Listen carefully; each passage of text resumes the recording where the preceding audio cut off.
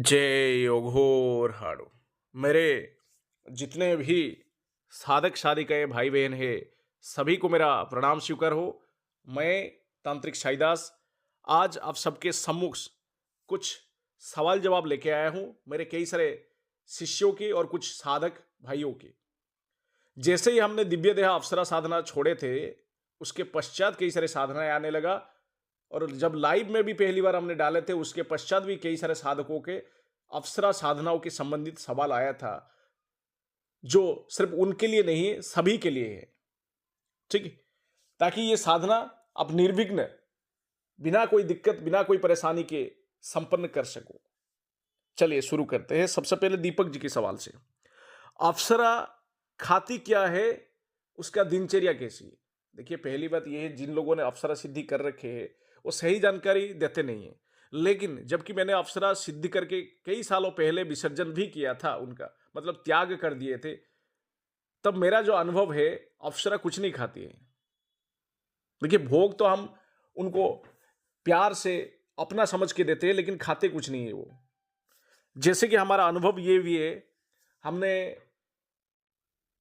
कई सारे तरीके से भोग देखे देखे अप्सराओं को, वो उसकी सार अंश को ग्रहण कर लेते हैं, लेकिन ऐसे कि हमारे इंसानों की जैसा मिठाई उठाए मुंह में ठूस के खा लिए वैसा नहीं करते वो लोग। ठीक है, और ये देव योनि से है। ठीक है, इनके पास जादुई शक्ति है, इनके पास जो रसायन ग्रहण करते हैं, जिस वजह से उनके शरीर में कोई बदलाव नहीं आता है। उनके शरीर हमेशा युवन रहता है, एक युवा अवस्था में जैसे शरीर रहता है, हमेशा उनका वैसे ही अवस्था में रहता है। ना ही उनको कोई बीमारी होता है, ना ही उनका बाल सफेद होता है जैसे इंसानों की तरह, ना ही उम्र बढ़ जाता है, ना ही झुर्रियां आ जाते हैं। ठीक है, ऐसा कुछ नहीं होता है। ना ही उनको भूख लगता है, ना ही कोई प्यास लगता है, क्योंकि ये देव योनि से है। देव कन्या कहा जाता है एक तरह का अप्सराओं को भी। तो आप भोग देने के लिए दे सकते हो, लेकिन ये ग्रहण सूक्ष्म रूप में करते हैं, ना कि जैसे इंसान जैसे हाथ में लिए मुंह उठा के खा लिया वैसा नहीं होता है। ठीक है दीपक जी, अगला सवाल देखते हैं आकाश जी की तरफ से। दिव्य देह अप्सरा साधना में हवन होता है क्या? देखिए, कई सारे अप्सरा साधनाओं में अंग पूजन होता है और हवन भी होता है। वो वैदिक पद्धति से किया जाता है और कुछ तांत्रिक पद्धति से भी किया जाता है। लेकिन दिव्य देह अप्सरा साधना में आपको किसी भी तरीके का हवन करने की आवश्यकता नहीं है, ना ही कन्याओं की भोजन कराने की आवश्यकता है, ना ही आपको कोई भी ब्राह्मणों को भोजन कराने की आवश्यकता है, ना ही कोई हवन, ना ही कोई ऐसे कोई चीजों की आवश्यकता नहीं होता है, ना ही अंग पूजन की भी आवश्यकता नहीं है अप्सरा की। आसान तरीके से आपको सिर्फ बाजोट पे यंत्र रखना है, यंत्र का पंचोपचार पूजन करना है, और पंचोपचार पूजन भी आसान तरीके से हमारे चैनल में दिया जा चुका है वीडियो बनाकर, उसको देख के कर सकते हैं। ये सब चीजें होता नहीं है। फिर गुरु गणेश का मंत्र जाप करके मूल मंत्र का 11 माला जाप करना है। बेहद ही आसान साधना है ये। चलिए अगले सवाल पे ध्यान देते हैं। ज्ञानदीप जी की तरफ से उनका सवाल यह है, गुरुजी दुगना जाप पद्धति से अप्सरा साधना में भी जल्दी सिद्धि मिलता है? देखिए, दुगना जाप साधना जो होता है वो अलग अलग साधनाओं में इस्तेमाल किया जाता है। जैसे कोई साधना आपका सिद्ध नहीं हो रहा है, ठीक है, मान लो कोई साधना आप कर रहे हो, उसका सिद्धि आपको मिल नहीं रहा है, तो आप उस साधना में कट मंत्र की संपुट करते हुए, मंत्र की दुगना पद्धति से जाप करते हुए आपको जल्द ही सिद्ध मिलता है। यह तब किया जाता है जब आपकी साधना आसानी से सिद्ध ना हो रहा हो, तब। ठीक है, मान लो आपकी साधना, पहली बार साधना में बैठे और सफलता मिला नहीं, फिर दूसरी बार साधना में बैठे सफलता नहीं मिला, फिर तीसरी बार गुरु से कटुमंत्र की दीक्षा लेके कटुमंत्र की साधना आप कर सकते हैं। ठीक, और कटुमंत्र को मूल मंत्र के अंतर्गत संपुट करके हुए, उदाहरण स्वरूप पहले दिन 11 माला जाप, दूसरे दिन 22 माला जाप, तीसरे दिन 44 माला जाप, इस तरीके से जाप किए जाते हैं। दुगना जाप इसको कहते हैं, दुगना जाप पद्धति इसको कहा जाता है। ये कटुमंत्र विधि पद्धति में होता है, लेकिन साधारण तरीके से ये साधना जो होता है दिव्य देह अप्सरा साधना, ये आसानी से सिद्ध हो ही जाता है। रोज 11 माला जाप करना से हो ही जाता है, इसका कोई विधि विधान कठिन है ही नहीं। अगले सवाल देखते हैं गौरी शंकर जी की तरफ से। ये एक बेहद ही अच्छा सवाल पूछे है, साधना में क्या क्या नियम का पालन करें ताकि हमें आसानी से साधना सिद्ध हो जाए? बेहद ही अच्छा सवाल है। देखिए, साधना में आपको नीचे सोने की जरूरत है, क्योंकि आप बाजट रखेंगे तो बाजट का हाइट जितना है उससे ऊपर आप शयन नहीं कर सकते, नहीं सो सकते। तो आप साधना के दिनों में जो 3 रात्रि की साधना है तो आप नीचे ही सोइएगा, कोई भी चीजें बिछाकर नीचे कंबल वगैरह लगाकर सो सकते हैं, ठीक है।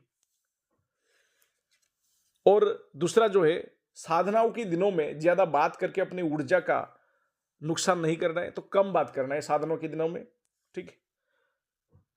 साधना जो 3 दिन चलेगा उसमें नाखून और बाल नहीं काटना है, क्योंकि आपको फिर वैदिक पद्धति से नियम निष्ठा से स्नान करके साधना में बैठना पड़ता है। तो ये 3 दिन परहेज करें नाखून बाल काटने से। पूर्ण सात्विक भोजन करें, जैसे मांस, मछली, अंडा, शराब, दही का, दूध का, मैं ये क्यों बोलूंगा थोड़ी देर, ये सात्विक भोजन है, दही दूध वगैरह। वैसे मांस, मछली, अंडा, शराब, तंबाकू, गुटखा, इन सब चीजों से दूर रहना है। दूध शरीर में गर्माहट पैदा करता है, प्याज लहसुन की तरह, इस वजह से मैं दही, दूध, इन सब चीजों को साधनाओं के दिनों में ग्रहण करने के लिए मना किया हूं। वैसे दही ठंड होता है, फिर भी मन में एक तरह का चंचलता पैदा करता है, इस वजह से। ब्रह्मचर्य का पालन साधना के दिनों में जरूरी है। 3 दिन के लिए ब्रह्मचर्य का पालन करें, शारीरिक व मानसिक तौर पे। शारीरिक तौर पे किसी के साथ आपको संबंध नहीं बनाना है, और मानसिक तौर पे किसी के साथ गलत सोच नहीं रखना है, किसी को देखते हुए अपने मन में गलत सोच नहीं रखना है। जैसे मोबाइल, टीवी, इन सब चीजों से थोड़ा सा दूरी बना के रखना है, क्योंकि जितना ज्यादा दिन में मोबाइल, टीवी देखते रहोगी, साधना में जब बैठोगी ना रात्रि में, तो आपकी ध्यान भटकते रहेगा। मंत्र जाप कर रहे होंगे, लेकिन आपकी जो ध्यान है दूसरे किधर किधर घूम रहा होगा, ठीक है। झूठ, फरेब, धोखा, इन सब चीजों से बचे। जब आप साधना कर रहे होंगे ना, तो किसी को ज्यादा झूठ ना बोले, झूठ ही ना बोले, किसी को धोखा ना करे, फरेब भी ना करे, किसी के साथ झगड़ा ना करे, जिससे आपकी ऊर्जा का हरण होता है, एक तरह का ऊर्जा क्षीण होता है, कम हो जाता है। कई बार शक्तियां रुष्ट भी हो जाता है कि मेरे साधक झूठ बोल रहा है, मेरे साधक लोग दूसरों के साथ धोखा कर रहा है, ठीक है। इस वजह से भी शक्तियां सिद्धि प्रदान नहीं करते। हाँ, एक और खास बात है, ध्यान की जरूरत है साधना के समय में। जैसे कि आप साधना कर रहे हो, मंत्र जप कर लिए, उसके पश्चात 10-15 मिनट बैठे, शांत होकर अपनी आज्ञा चक्र पे ध्यान लगाए, या कोई आज्ञा चक्र पे ध्यान भी नहीं लगा पा रहा है तो सामने पड़े हुए जो यंत्र है, अप्सरा की यंत्र, उस पर ध्यान लगा लीजिए, ठीक। अब अगले सवाल पे ध्यान देते हैं, जो नवदीप जी की तरफ से है। गुरु जी, आप पिछले वीडियो में मंत्र नहीं बताए थे, तो इस वीडियो में मंत्र बता दीजिए। बेहद ही आसान सा मंत्र है, लेकिन ये साधना में मंत्र को उत्कीर्ण किए बिना आप अगर साधना करते हो तो आपकी साधना असफल ही होगा। तांत्रिक पद्धति से मंत्र का पहले उत्कीर्ण करें, फिर साधना में इस्तेमाल कर सकते हैं। तो मंत्र बता देता हूं। मंत्र की हमेशा सही उच्चारण करिएगा। ओम श्री ह्रीम दिव्य देहा आगच्छा गच्छ स्वाहा, ठीक है। ओम श्रीम, ओम श्री, श्रीम नहीं, श्री, ओम श्री ह्रीम दिव्य देहा आगच्छा गच्छ स्वाहा। बेहद ही आसान सा मंत्र है। मंत्र का उत्कीर्ण किए बिना ये साधना में इस्तेमाल नहीं कर सकते। हाँ, आपको मुख्य चीज, जरूरी चीज है, एक प्राण प्रतिष्ठित यंत्र आपको ये साधना में जरूरी है। इसके बिना ये साधना अधूरा है। चलिए अगले सवाल ध्यान देते हैं, प्रज्ञा परिमिता जी की तरफ से है। तो इनके सवाल ये है, सिद्धि से पूर्व क्या करना है हमें। देखिए, मैं कुछ तो बात बता चुका हूं, फिर भी और कुछ बातें मैं बताना चाहूंगा। इनके सवाल भी बेहद महत्वपूर्ण है। सबसे पहले मंत्रों को जागृत करें, जैसे कि अभी थोड़ी देर पहले ही मैंने बोला, पहला चीज हो गया। दूसरा, यंत्र को प्राण प्रतिष्ठा करवा लीजिए, किसी पंडित जी से, या स्वयं कर सकते तो कर लीजिए। माला संस्कारित आप स्वयं कर सकते तो कर लीजिए, या किसी पंडित से करवा लीजिए, ताकि मैं जो जो चीजें कहूंगा उसको सही से कोई व्यक्ति पालन करता है तो उसको 100% सिद्धि मिलेगा।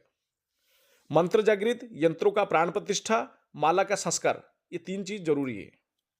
उसके पश्चात गुरु, गणपति, ग्राम देवता, इष्ट देव, इंद्रदेव की चढ़ावा दे। सबसे पहले इनका एक एक माला जाप करें, और इनके मंत्र की जाप करते हुए उनके एक कटोरी में भोग रख दीजिए। ऐसे पत्ते पे भी भोग रख सकते हो, ठीक है। गुरु, गणपति, ग्रामदेव, इष्टदेव और इंद्रदेव, 5 भोग रखना है। इसीलिए हमेशा कहा जाता है कि साधना में 5 मिठाई रखना है, और छठा मिठाई जो है जिसकी साधना कर रहे हो आप उसके लिए रख सकते हैं और उनसे आज्ञा लेके साधना में बैठे। ठीक, ये साधक को जरूरी होता है। मान लो कोई व्यक्ति गुरु से दीक्षित होता है तो गुरु ये सब चीजें करके दे देते हैं ताकि साधक क्या करता है, सीधे मूल मंत्र जाप करता है यंत्र को सामने रखते हुए। साधक के लिए बेहद ही आसान हो जाता है ये। और गुरु से आज्ञा लेके ये साधना करिएगा, गुरु से आज्ञा लेके ये साधना करिएगा, बिना गुरु आज्ञा के ये साधना ना करें। सही विधि विधान को, आखिरी बात है, सही विधि विधान को समझ के ही ये साधना करिएगा, वरना मत करिए ये साधना। क्योंकि वैसे कोई नुकसान तो है नहीं, आपकी मेहनत बेकार जाएगा, कोई लाभ भी मिलेगा नहीं। सभी को शुभ रात्रि, जय गुरु।